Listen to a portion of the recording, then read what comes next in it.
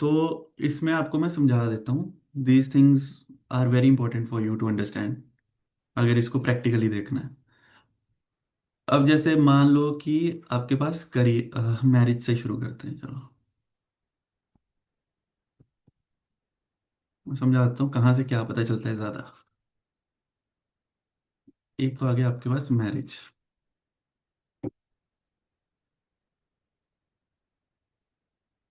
ये लगा लो एस्ट्रोलॉजी।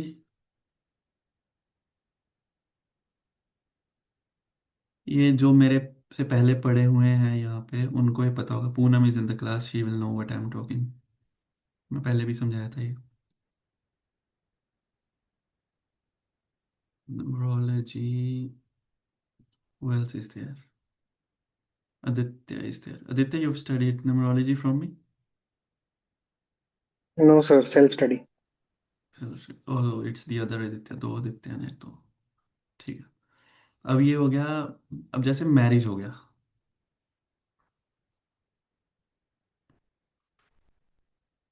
ठीक है। अब मैरिज के केस में तो पहले तो एस्ट्रोलॉजी ही ज़्यादा चलेगी, प्राइमरीली। ठीक है। न्यूमरोलॉजी का ज़्यादा रोल नहीं है, बट ये ओनली सपोर्टिव है, ये समझ लो।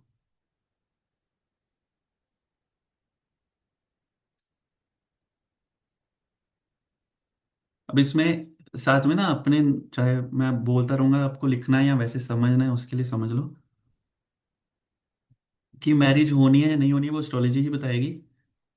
न्यूमरोलॉजी से सपोर्ट कई बार पता चलती है, कई बार नहीं पता चलती है। न्यूमरोलॉजी से मैरिज का कोई ज़्यादा नहीं पता चलता। आ, हाँ, कि जैसे न्यूमरोलॉजी का कोई पीरियड आ गया जिसमें वो बता रहा है कि यहाँ पे मैरिज बड़ी सपोर्ट बता रहा है मैरिज की, लेकिन वहाँ पे अगर एस्ट्रोलॉजी मना कर रही है तो फिर न्यूमरोलॉजी कुछ नहीं कर पाएगी। ठीक है, ये मेरा कहने का मतलब है कि पहले एस्ट्रोलॉजी अलाउ करे, फिर न्यूमरोलॉजी सपोर्ट कर सकती है, अदरवाइज नहीं। समझ गए इस बात को? अब दूसरा, जैसे करियर की बात कर लें, तो करियर में एस्ट्रोलॉजी भी गुड है, न्यूमरोलॉजी वेरी गुड। ठीक है। यहाँ से पता चलता है फर्क क्या है दोनों में। एस्ट्रोलॉजी से, जो मैंने मेरी ऑब्जर्वेशन से, एस्ट्रोलॉजी से बंदे का लेवल पता चलता है करियर का, स्ट्रगल है कितना, ऊपर है कितना नीचे है। न्यूमरोलॉजी से ना अप्स एंड डाउन्स पता चलते हैं, ईयर बाय ईयर। तो इसलिए न्यूमरोलॉजी थोड़ी सी ज़्यादा बेटर हो जाती है इस केस में, क्योंकि जो बंदा आपके पास आया वो तो अपने ही इस साल या अगले साल या पिछले साल उसका ही पूछेगा, या अगले 5 साल का पूछेगा। तो न्यूमरोलॉजी से काफ़ी अच्छा पता चलता है उसका। और इसमें न्यूमरोलॉजी सुपरसीड भी कर जाती है। सुपरसीड का मतलब यह है कि अगर एस्ट्रोलॉजी बहुत अच्छा बता रही है और न्यूमरोलॉजी बहुत खराब बता रही है सेम टाइम पे, हो सकता है ना ऐसा, सेम दशा में, सेम पीरियड में। मान लो कि 2026 है किसी का, अगर 2026 में किसी की एस्ट्रोलॉजी बता रही है बहुत अच्छा करियर, न्यूमरोलॉजी बता रही है बहुत खराब करियर, तो फिर दिक्कत आएगी उसको। तो न्यूमरोलॉजी जीत जाती है उस केस में। और अगर एस्ट्रोलॉजी बता रही है, उल्टा समझ लो, एस्ट्रोलॉजी बहुत खराब बता रही है, न्यूमरोलॉजी बहुत अच्छा बता रही है, तो फिर ठीक ठाक बढ़िया हो जाएगा, उसका काम चल जाएगा।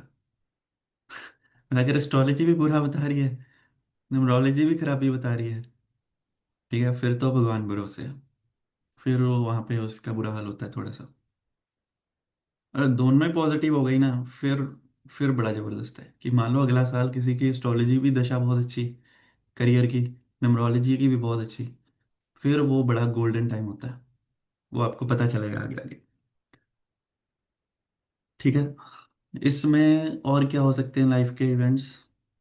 Child litigation. बर्थ। हाँ, उस पर भी आता हूँ। लिटिगेशन, लिटिगेशन हो गया मतलब कोर्ट केस और वो सब, लीगल मामले, उसमें एस्ट्रोलॉजी ही बताती है प्राइमरी। न्यूमरोलॉजी बताती है टाइमिंग ऑफ इट। ठीक है। समझाता हूँ मैं क्या कहना चाहता हूँ। इस ये सारी चीज़ों को ना, जो मैं आज लिख रहा हूँ, आज समझा रहा हूँ, इसको हम दोबारा रिविजिट करेंगे जब ये आप सारे टॉपिक्स पढ़ लोगे। ठीक है। देन विल रिविजिट, फिर आपको और सेंस बनेगी इसकी। अब लिटिगेशन में प्राइमरी का मतलब होगा कि पहले तो यहाँ देखना है कि खराबी बता रही है दशा कोर्ट केस होने की या नहीं बता रही। दूसरा ये बताएगी एक्सटेंट, समझ लो कि कितनी की खराबी। और बताएगी विन और लॉस इन कोर्ट केस, ये भी यहाँ से पता चलेगी।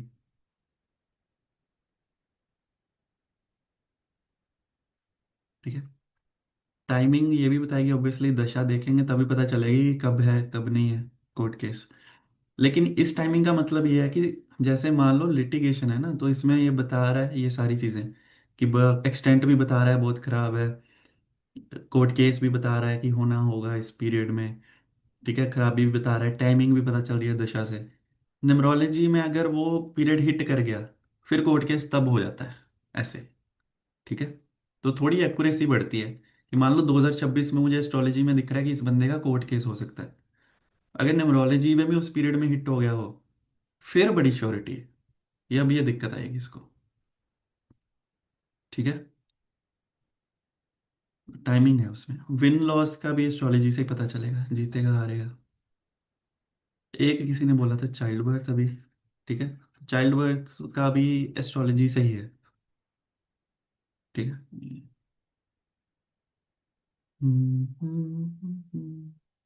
एस्ट्रोलॉजी से मतलब हो गया कि प्राइमरीली यहाँ से ही देखना है यस और नो का, या टाइमिंग का। ठीक है। या जेंडर का, वो तो हम देखना ही नहीं है, वैसे आपको बता दिया था, एक तरह से उसको भूल ही जाओ। मैं बता दूंगा आपको, सिखा दूंगा, चिंता ना करो, बट उसको छोड़ दो। मैंने I have never done that for any client and you should not do either. Numerology में भी सपोर्ट ही है बस, और कुछ नहीं है, ज़्यादा चाइल्ड बर्थ का नहीं है इसमें, सपोर्ट मिनिमल। ठीक है, मिनिमल सी सपोर्ट है, ना के बराबर ही समझो। ठीक है। और क्या हो सकता है। हेल्थ। हेल्थ में एस्ट्रोलॉजी ही प्राइमरी है कि अगर एस्ट्रोलॉजी खराबी बता रही है तभी खराबी होगी। टाइप ऑफ हेल्थ इशू, अगर हम बहुत वहां पर पहुंच पाए तो पहुंच पाए का मतलब है, चलो तब डिस्कस करेंगे जब हम हेल्थ के टॉपिक पे पहुंचेंगे। टाइप ऑफ डिजीज समझ लो, यहीं से देखेंगे। टाइमिंग। ठीक है। फिर हेल्थ आगे अच्छी और इससे रिलेटेड क्वेश्चंस के जैसे भैया क्या होना है, हेल्थ अच्छी आगे होनी है कि नहीं होनी है, किसी की हेल्थ खराब चली है तो पूछेगा आगे होनी है नहीं होनी है, तो वो भी यहीं से पता चलेगा आगे की दिशाएं देख के। सर्जरी सर्जरी अगर कुछ है, ऐसी चीज़ें यहाँ से पता चलेंगी। न्यूमरोलॉजी से क्या पता चलेगा, अगेन टाइमिंग, जैसे लिटिगेशन के केस में मैंने बोला ना ऊपर, ये सारी चीज़ें हमें दिख रही हैं, अगर हेल्थ की वहाँ पे न्यूमरोलॉजी में टाइमिंग हिट हो गई तो फिर वहाँ पे हेल्थ इशू है। तो इसलिए जो लोगों ने अकेली न्यूमरोलॉजी भी सीखी है ना, वो वहाँ से भी देख लेते हैं ना कि टाइमिंग, कि यहाँ पे टाइम खराब है हेल्थ का, तो वो उतना भी बोल देंगे ना कि हेल्थ के इशू आ रहा है इस पीरियड में, तो ठीक बैठ जाता है उनका। और यहाँ से क्या पता चल सकता है, minor, match making, oh sorry. Minor types of issues health के। ठीक है। Minor types of issues. हाँ, ये किसी ने मैच मेकिंग का बोला था अभी। हाँ। ठीक है। मैच मेकिंग तो भाई इसमें न्यूमरोलॉजी बहुत इंपॉर्टेंट है, इससे पता चलेगी आपकी मैरिज की क्वालिटी बस। मैरिज क्वालिटी का मतलब ये हो गया कि लड़की वाले मेरे पास आए हैं, कह रहे हैं इस लड़के का रिश्ता हमें आया है, इस लड़के की कुंडली देखो। तो मैं उसमें ये देखूंगा कि उस लड़के के 1 6 10 ज़्यादा दिख रहे हैं कि 2 7 11 दिख रहे हैं, तो वहां से हम जज करेंगे कि वो लड़के की कुंडली ठीक है या नहीं ठीक है, उससे यस करें नो करें। समझ गए ये बात, हमने पहले भी डिस्कस किया था। न्यूमरोलॉजी से पता चलती है कंपैटिबिलिटी। कंपैटे, टी आई होता है कि टी होता है। I I T I I. TI I T I B I L I T T ठीक है, वाई। तो कंपेटेबिलिटी यहाँ से पता चलेगी मैच मेकिंग से। क्यों? क्योंकि किसी की नेचर ऑफ पर्सन जो हम देखते हैं ना, उसमें तो न्यूमरोलॉजी ही किंग है यहाँ पे। Nature of person, numerology is best.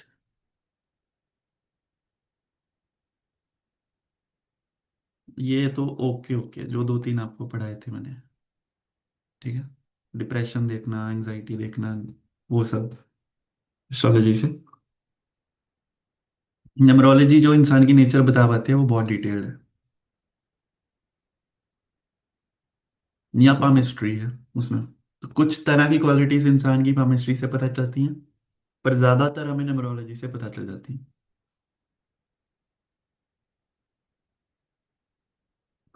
हाँ, एक्सक्यूज मी। हाँ जी, गगन जी आपका क्वेश्चन है कोई? तो मेरा क्वेश्चन था वो टाइमिंग के ऊपर।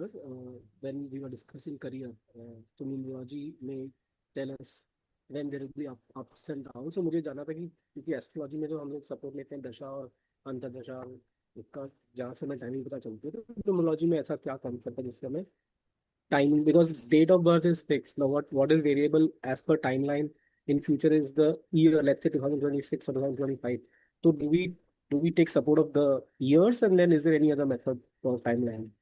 किस के केस में कह रहे हो? आपकी आवाज थोड़ी No, कम है, बीच में मिस कर गया थोड़ा। sorry sir, is it better now? हाँ जी, हाँ जी। सर मेरे कहने का मतलब है कि एस्ट्रोलॉजी में तो जो हम लोग टाइमलाइंस देखते हैं वो महादशा, अंतरदशा और हम्म। प्रत्यंतर दशा के अकॉर्डिंगली हम लोग प्रेडिक्ट करते हैं। सो हम्म। न्यूमरोलॉजी में ऐसा क्या टाइमलाइन, ऐसा क्या कॉन्सेप्ट है जिसमें हम टाइमलाइंस को मैच कर पाए? महादशा अंतर्दशा होती है उसकी भी। उसमें भी होती है? हम्म। ओके। थोड़े अलग तरीके से उसमें प्लैनेट्स की महादशा अंतर्दशा आती हैं, उसके पीरियड्स अलग हैं। जैसे केतु की अलग, हम्म फॉर एग्जांपल कि वीनस की 20 साल की होती है एस्ट्रोलॉजी में, हम्म। न्यूमरोलॉजी में 20 की नहीं, उसमें 6 साल की है। अच्छा। बट उसमें न्यूमरोलॉजी इज वेरी इजी, मतलब वो अंडरस्टूड। कैलकुलेट करना वो बड़ा इजी है। उसकी वीनस की 6 साल की क्यों है? वीनस इज नंबर 6, जो नंबर है हम्म। उतने साल की दशा है। केतु इज 7 तो 7 साल की है। सन इज 1 तो 1 ईयर की है। वो आपको पढ़ाएंगे। फिर उसके अंदर अंतर्दशा भी है उसकी। जैसे वीनस अंडरस्टूड। की 6 साल की है ना, तो हर साल उसकी एक एक साल की अंतर्दशा आएगी। वो बहुत डिसाइड करती है आपका साल कैसा रहेगा। बड़ी चीजों में सोच इंसान की न्यूमरोलॉजी से बदल जाती है, सोच इंसान ये की सही। साल टू साल। वो पता चल जाता है कि आज आजकल तुम ऐसा सोच रहे हो, आजकल तुम्हारा ध्यान बिजनेस में जा रहा है, आजकल तुम्हारा ध्यान स्पिरिचुअलिटी में जा रहा है, अब तुम भक्ति भाव में जाने का, अब तुम आजकल इमोशनल चल रहे हो, तुम सैड चल रहे हो। वो वहां से पता चल जाता है और वो इंसान बड़ा सही तरीके से रिलेट कर पाता है। इसको डिलीट कर दूं मैं? यस। क्योंकि एक दो पॉइंट और भी हैं लिखने के लिए।